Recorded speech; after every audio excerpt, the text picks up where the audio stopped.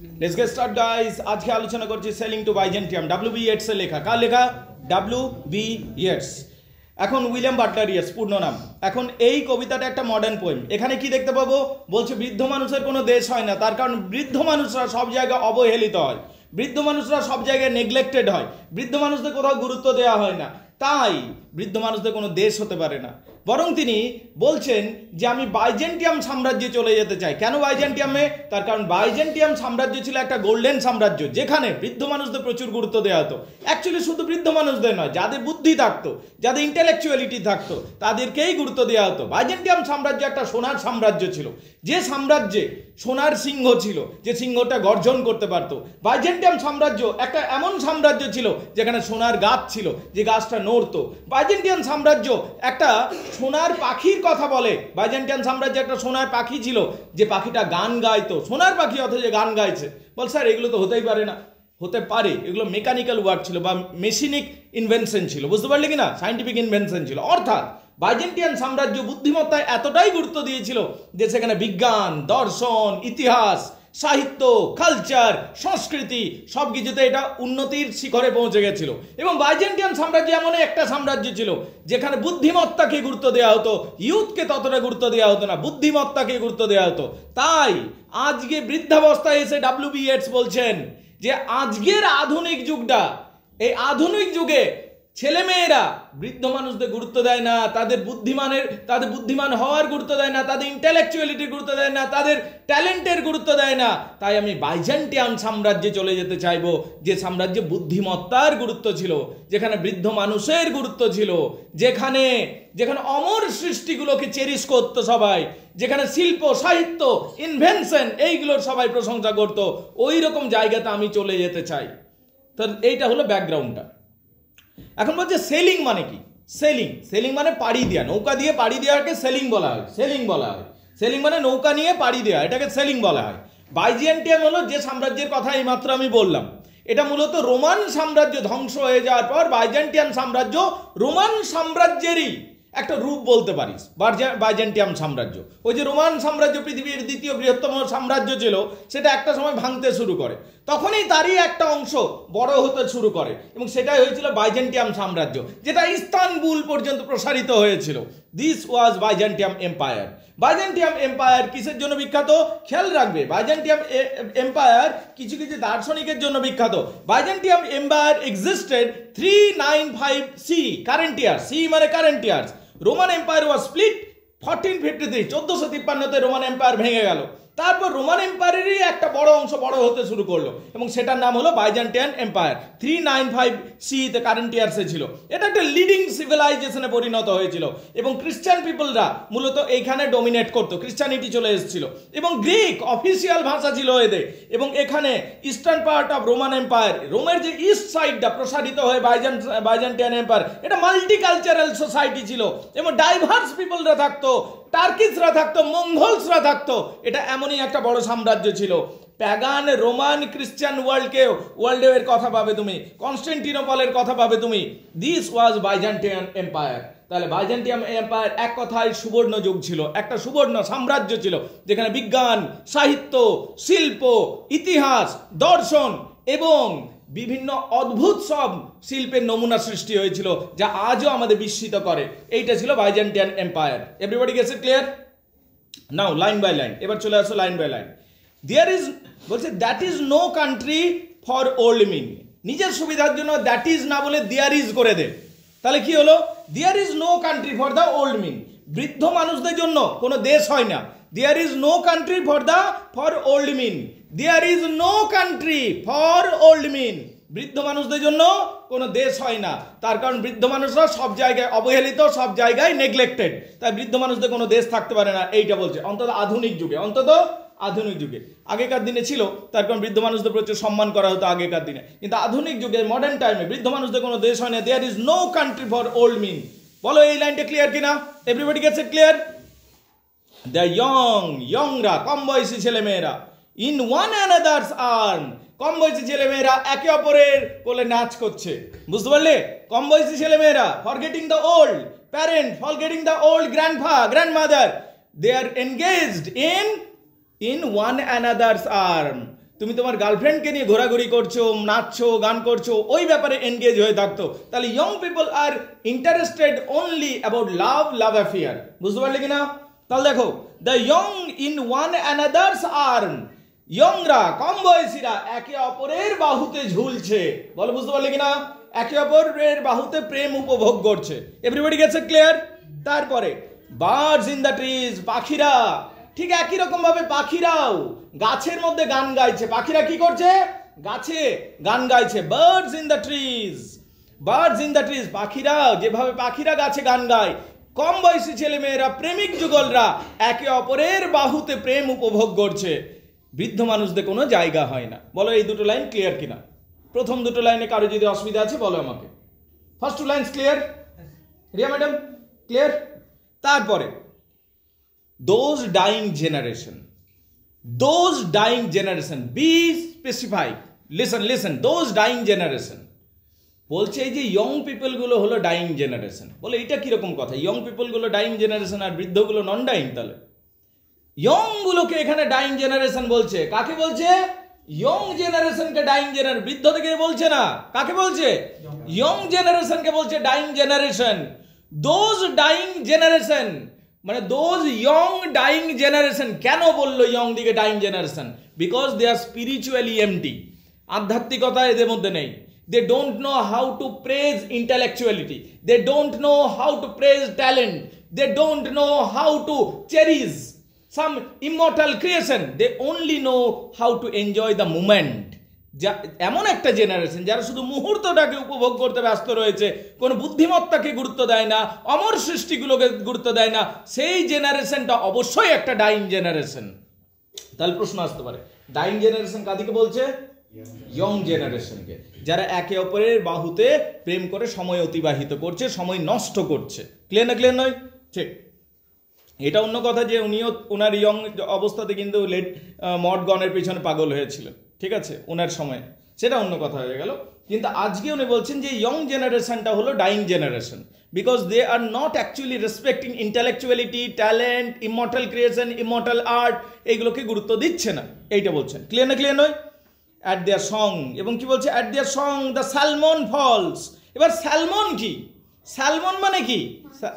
Salmon হলো এক ধরনের মাছ, এবং কি স্যালমন ফলস, স্যালমন মাছগুলো লাফ দিয়ে পড়ছে, ঠিক আছে, এবং কি ম্যাকারেল, ক্রাউডেড সি, ম্যাকারেল মাছ ভিড় করছে সমুদ্রে। এখন প্রশ্ন হলো, স্যালমন মাছ এবং ম্যাকারেল মাছকে, অনেক মাছ থাকা সত্ত্বেও এই দুটো মাছকে পিক আপ করা হলো কেন? খেয়াল রাখবে, এই দুটো মাছ হচ্ছে খুব বেশি সেক্সুয়াল অ্যাক্টিভিটিতে এনগেজ থাকে, স্যালমন মাছ এবং ম্যাকারেল মাছ। বুঝতে পারলে কিনা? তো এরা হলো ইউথের সিম্বলটা। স্যালমন মাছ এবং ম্যাকারেল মাছ, this fish are always engage in sexual activities. Sexual অ্যাক্টিভিটিতে এই মাছগুলো সবসময় এনগেজ থাকে। বুঝতে পারলে কিনা? তো সেই জন্য এই দুটো মাছকে পিক আপ করা হচ্ছে, মানে ইউথ পিপলকে বা ইয়ং পিপলকে বা ইউথকে এনগেজ করার জন্য বা সিম্বলাইজ করার জন্য এদের কথা তুলে ধরা হচ্ছে। বুঝতে পারলে কিনা? বলছে স্যালমন মাছগুলো লাফ দিয়ে দিয়ে পড়ছে, ম্যাকারেল মাছগুলো সব ভিড় করছে সমুদ্রে, সব ভিড় করছে সমুদ্রে। দ্য ফিশ, ফ্লেশ, ফিশ মাছগুলো, ফ্লেশ, ফ্লেশ মানে দেহ, ফ্লেশ মানে আমাদের দেহকে ফ্লেশ বলা হয়, ফ্লেশ। আর ফাউল, ফাউল মানে কি? ফাউল মানে এক ধরনের পাখি, এটাও সে আনন্দে গান তান করে, প্রেম করে, ওই রকম একটা পাখি, নাম হচ্ছে ফাউল পাখি। কি নাম? ফাউল পাখি। এই যে ম্যাকারেল মাছের কথা বললো, স্যালমন মাছের কথা বললো, ফাউলের কথা বললো, ফাউল একটা পাখি, এরা সব প্রেম করতে, মানে এগুলো সিম্বলাইজ করে, প্রেম অ্যান্ড সেক্সুয়ালিটিকে সিম্বলাইজ করে। বুঝতে পারলে কিনা? এই জন্য এই কথাগুলো বলা হচ্ছে। কমেন্ড অল সামার লং, এরা এরা কমেন্ট করে বেড়ায়। কমেন্ট মানে হচ্ছে এরা দাপিয়ে বেড়ায় সামারটাকে, বা এরা প্রশংসার গান গেয়ে বেড়ায়। কোথায়? প্রশংসার গান গেয়ে বেড়ায় বা দাপিয়ে বেড়ায়। অল সামার লং, পুরো গ্রীষ্ম জুড়ে। আচ্ছা, গ্রীষ্ম হলো সব থেকে সুন্দর সময়, ঋতুর মধ্যে সব থেকে সুন্দর সময় হলো গ্রীষ্মকাল। বিশেষ করে ইংল্যান্ডে, যেহেতু ঠান্ডার দেশ, ওদের কাছে গ্রীষ্মটা হলো সবচেয়ে সুন্দর কাল। একটা মানুষের জীবনে কোনটা সব থেকে বেশি সুন্দর কাল? যৌবন, শৈশব, যৌবন, বৃদ্ধাবস্থা। কোনটা সব থেকে বেশি সুন্দর কাল? যৌবন। তাহলে যৌবনটা হলো গ্রীষ্ম, যৌবনটা হলো গ্রীষ্ম। তার কারণ ঋতুর মধ্যে সব থেকে সুন্দর কাল হলো গ্রীষ্ম। তাহলে এই সারা গ্রীষ্মটাতে কি দাপিয়ে বেড়ায়? এই মাছগুলো দাপিয়ে বেড়ায়, এই পাখিগুলো দাপিয়ে বেড়ায়। মানে যৌবনটাতে আমরা কি করি? আমরা সেক্সুয়াল অ্যাক্টিভিটিস, লাভ মেকিং, লাভ অ্যাফেয়ার্স, এইগুলোর মধ্যে আমরা নিজেদেরকে মানে আমরা এনগেজ রেখে দিই। ঠিক সেই রকম ভাবে পাখিরাও, মাছেরা এবং মানুষরাও একই কাজেই লিপ্ত হয়েছে। পাখিদের এবং মাছেদের তো আন্ডারস্ট্যান্ডেবল, তারা হলো নন ইন্টেলেকচুয়াল ক্রিয়েচার, কিন্তু মানুষ কেন করবে এটা? মানুষ শুধুমাত্র ওই সমস্ত কাজে কেন এনগেজ থাকবে? সেইটা হলো পয়েন্ট অফ অবজেকশন। বুঝতে পারলে ব্যাপারটা? পাখির তো বুদ্ধি নেই, ও তো প্রবৃত্তিগতভাবে চলবে। মাছের তো বুদ্ধি নেই, but human being is intellectual. তাহলে হিউম্যান বিইং তাদের ইউথটাকে, যেটা প্রাইম টাইম, যেটা সব থেকে ভালো সময়, সেটাকে কেন এইভাবে মোমেন্টারি এনজয়মেন্টের জন্য নষ্ট করছে?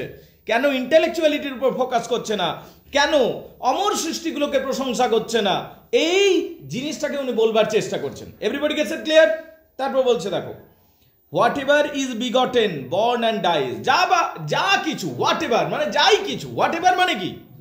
যা কিছু। ইজ বিগটেন মানে সৃষ্টি হয়, যাই কিছু সৃষ্টি হয়।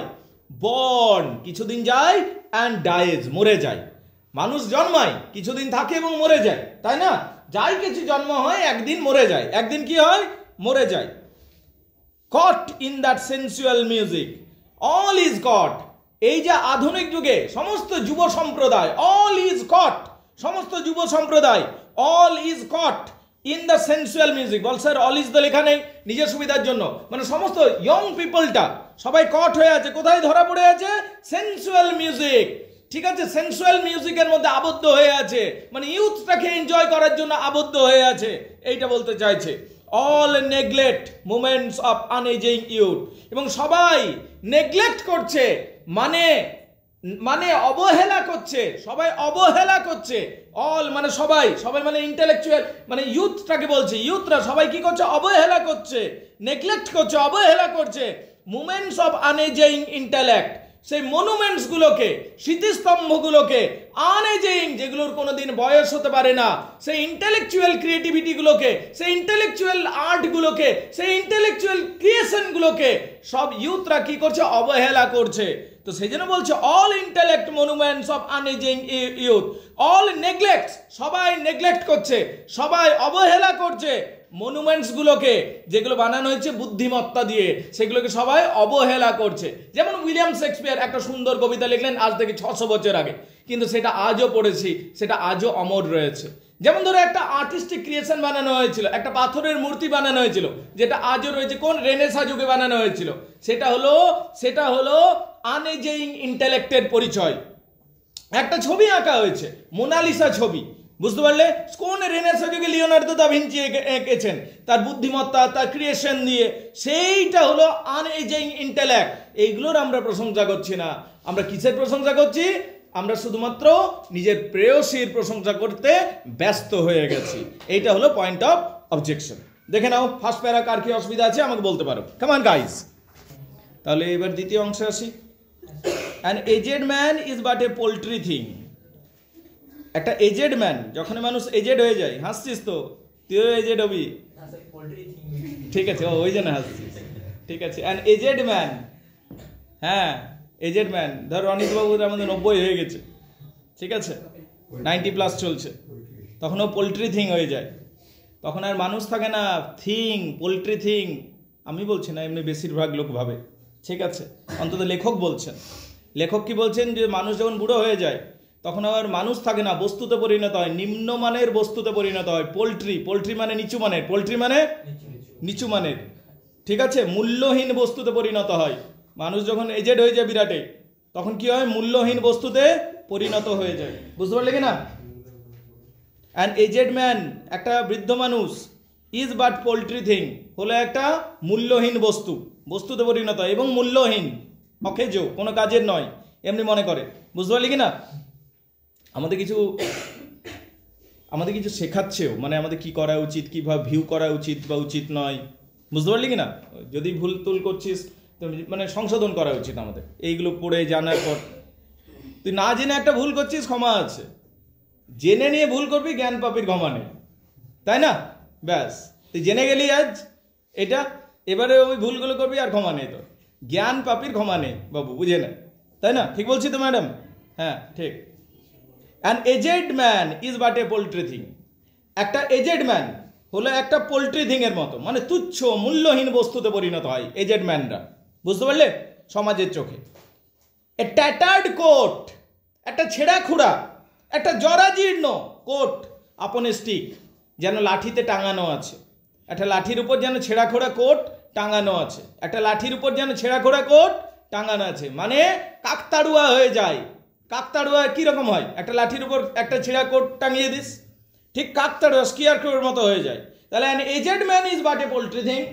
একটা বৃদ্ধ মানুষ কি হয়? পোল্ট্রি থিং, মূল্যহীন বস্তুতে পরিণত হয়।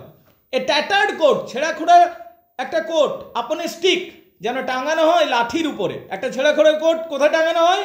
লাঠির উপরে, যেন ঠিক যেন কাকতাড়ুয়া, ঠিক যেন কাকতাড়ুয়া।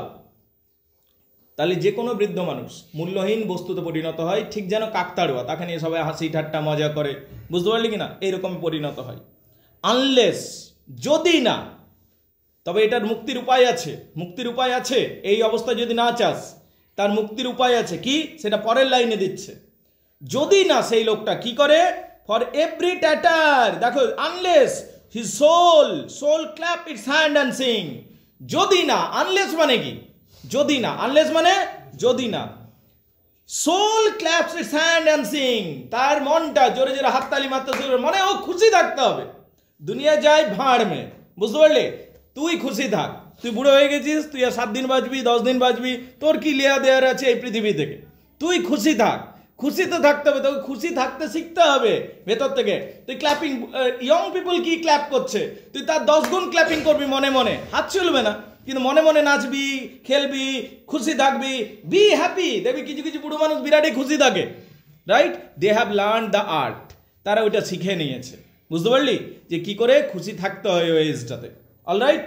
তাহলে বলছে আনলেস ইয়োর সোল, যতক্ষণে তোমার আত্মাটা ক্ল্যাপ করে ইটস হ্যান্ড অ্যান্ড সিং, এবং গান করে এবং নাচতে থাকে, তোমার মনটা, তোমার আত্মাটা, বুঝতে পারলে? এইটা যদি হয় তবেই কিছুটা রিলিফ পেতে পারো। অ্যান্ড লাউডার সিং, তোমাকে আরো জোরে জোরে গান করতে হবে। ইয়ং পিপলের থেকেও, ইয়ং পিপল যা গান করে তুমি তার থেকেও বেশি হ্যাপিনেস শো করবে, তুমি তার থেকেও বেশি হ্যাপি থাকার চেষ্টা করবে। For every tatter, every old man, every tatter মানে every old man, for every tatter in its mortal days, প্রত্যেকটা বুড়ো মানুষকে, এভরি ট্যাটার মানে কি? এভরি ওল্ড ম্যান, বুঝতে পারলে? তার প্রত্যেকটা বুড়ো মানুষ ইন ইটস মর্টাল ড্রেস, তার ক্ষয়িষ্ণু দেহে আটকে আছে। তার প্রত্যেকটা বুড়ো মানুষ, every tatter is locked in is mortal dress. Mortal dress মানে কি?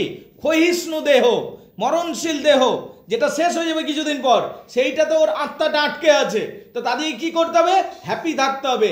ইয়ং পিপল যদি 10 বার ক্ল্যাপিং করছে, তোকে 1000 বার ক্ল্যাপিং করতে হবে, বুঝতে পারলি? তবে গিয়ে তুই নিজের মনে খুশিতে থাকতে পারবি। সেই জন্য দেখবি বুড়ো মানুষ হরি বলে চলে যায়, হরি বল, সবসময় হ্যাপিনেস থাকে, খুশি করে, ধর্মের পথে চলে যায়, যা হচ্ছে ও, তাই না? তাহলে খুশি থাকতে পারে, একটা বিষয় নেই, রাইট? তো দিস ইজ হোয়াট। তাহলে কি বলছে? An aged man is but a paltry thing. একটা এজেড ম্যান, একটা বৃদ্ধ মানুষ হলো মূল্যহীন বস্তুতে পরিণত হয়। এ ট্যাটার্ড কোট, সে জরাজীর্ণ কোট পরে থাকে, আপন স্টিক, লাঠির উপর তাকে দাঁড় করিয়ে রাখা হয় ঠিক যেন কাকতাড়ুয়া। আনলেস, যদি না, সোল ক্ল্যাপ, তবে যদি তার সোলটা, আত্মাটা, মনটা ক্ল্যাপিং করতে শিখে যায়। ক্ল্যাপিং কখন করি আমরা? আনন্দে ক্ল্যাপিং করি। আমরা তার আত্মাটা, তার মনটা যদি ক্ল্যাপিং করতে শিখে যায় এবং কি সিং, গান করতে শিখে যায়, লাউড